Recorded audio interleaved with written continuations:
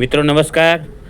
ક્યુસેરા 2040 DNની અંદર જે આપણે બુક આખી ઝેરોક્સ કરવી હોય તો તેના વિશે થોડી સમજીશું.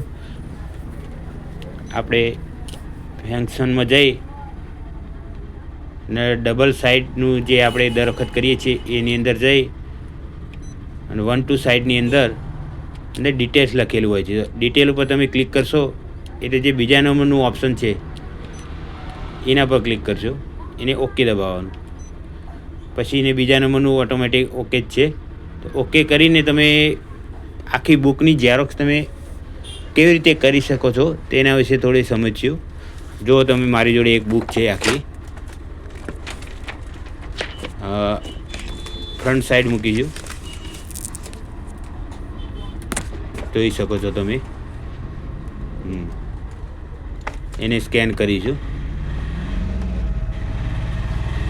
ઓકે, આ વન સાઈડ થઈ ગઈ. હવે એની પાછળની બેક સાઈડ માટે આપણે બુક એમ પલટાવી દઈશું. એ રીતે આ રીતે કરવાથી થોડી સવલત સારી રહે છે, તે માટે તમને માહિતી આપી છે. જોઈ શકો છો તમે. અને કમ્પ્લીટ રિઝલ્ટ પણ સારું આવે છે.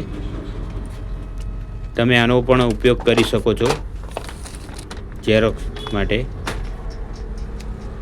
પછી and scan, double side complete થઈને નીકળી જશે કોપી. ક્યુસેરા 2040 DNની અંદર જે આ પ્રોબ્લેમ આવતો હતો કે આ રીતે કરવાથી ઉલટ સુલટ આવતું, પણ આ સીધી કમ્પ્લીટ આવશે. જોઈ શકો છો તમે, બંને સાઈડ કમ્પ્લીટ જ આવી છે કોપી. ધન્યવાદ.